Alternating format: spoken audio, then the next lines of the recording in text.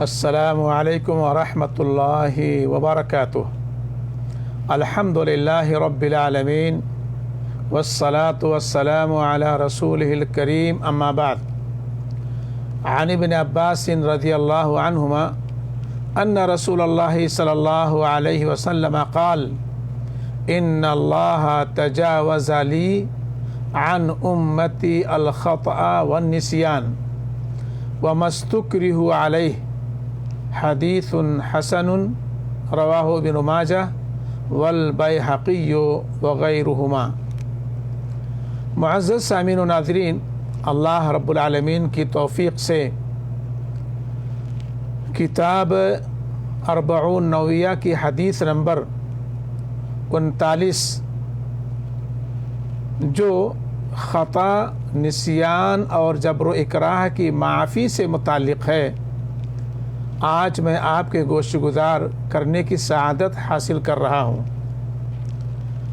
اللہ رب العالمین سے ہم یہ دعا کرتے ہیں کہ بار الہ ہم جو کچھ کہیں اور جو کچھ سنیں اس کے مطابق ہمیں عمل کرنے والا بنا اور دنیا اور آخرت میں ہمیں کامیاب فرما۔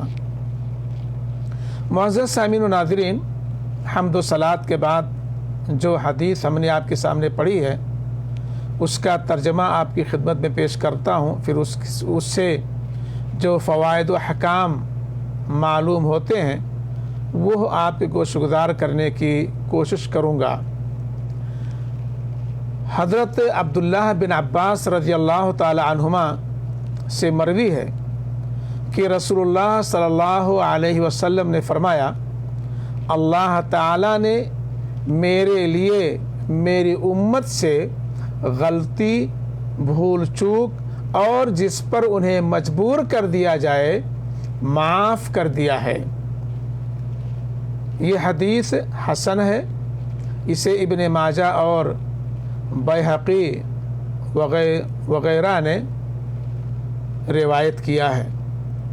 معزز سامعین و ناظرین، اس حدیث پاک سے جو ہمیں فوائد و حکام معلوم ہوتے ہیں وہ یہ ہیں۔ نمبر 1، یہ حدیث بڑی نفع بخش اور اہم ہے، بلکہ اسے نصف شریعت کہا گیا ہے، کیونکہ انسان کا ہر چھوٹا بڑا عمل یا تو اس کے قصد و ارادہ اور اختیار سے صادر ہوگا یا قصد و ارادہ کے بغیر، یعنی غلطی، بھول چوک اور زور زبردستی سے ہوگا، اور یہ دوسری قسم معاف ہے، جبکہ پہلی قسم قابل مواخذہ ہے۔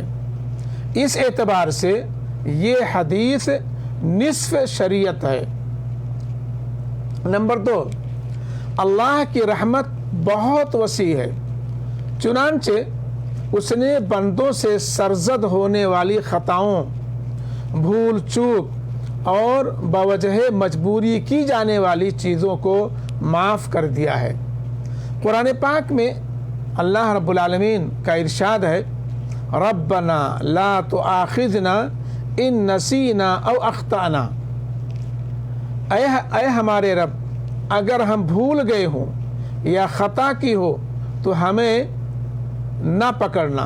سورہ بقرہ آیت نمبر 86۔ حدیث پاک میں ہے کہ اللہ تعالیٰ نے ارشاد فرمایا کہ میں نے ایسا کر دیا۔ نیز ارشاد باری تعالیٰ ہے، وَلَيْسَ عَلَيْكُمْ جُنَاحٌ فِي مَا أَخْطَأْتُمْ بِهِ وَلَكِنْ مَا تَعَمَّدَتْ قُلُوبُكُمْ، تم سے بھول چوک میں جو کچھ ہو جائے اس میں تم پر کوئی گناہ نہیں، البتہ گناہ وہ ہے جس کا تم ارادہ دل سے کرو۔ سورہ احزاب آیت نمبر 5۔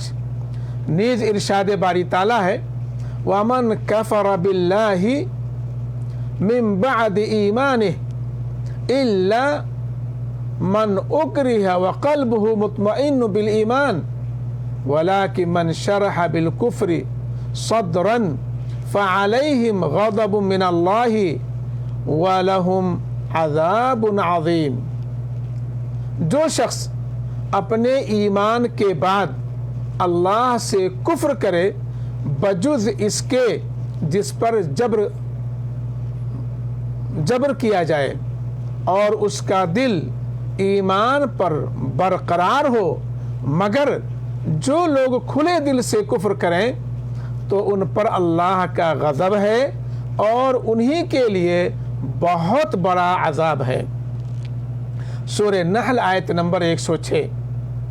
تو یہ قرآن کی آیت اور حدیث پاک ہمیں صاف طور سے بتاتی ہے کہ خطا، نسیان اور بوجہ مجبوری اگر کوئی گناہ کا کام ہو جائے تو وہ معاف ہے۔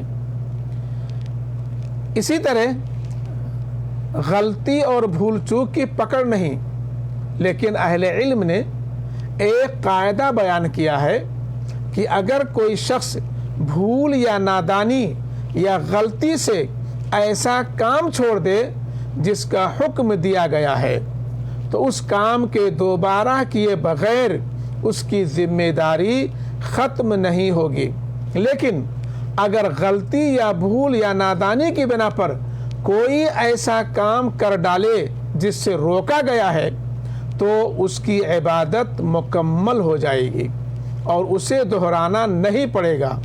مثال کے طور پر اگر کسی نے بھول کر طہارت کے بغیر صلاۃ یعنی نماز ادا کر لی تو اس پر گناہ نہیں ہوگا، لیکن اسے نماز دہرانی پڑے گی، کیونکہ طہارت ایسا عمل ہے جس کا حکم دیا گیا ہے۔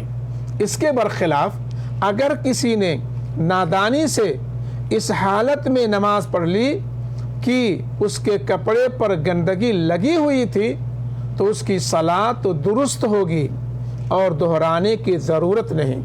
نمبر 4، زبردستی کرائے گئے کسی کام پر پکڑ نہیں ہے سوائے ایک حالت کے، اور وہ یہ ہے کہ اگر کوئی آدمی کسی شخص کو کسی بے گناہ کے قتل پر مجبور کرے ورنہ وہ خود قتل کر دیا جائے گا، ایسی صورت میں اپنی جان بچا کر دوسرے بے گناہ کی جان لینا درست نہ ہوگا۔ لیکن اگر کسی نے ایسا کر دیا تو جس نے زبردستی کی ہے اور جس سے زبردستی کی گئی دونوں جرم میں اور قصاص میں شریک مانے جائیں گے۔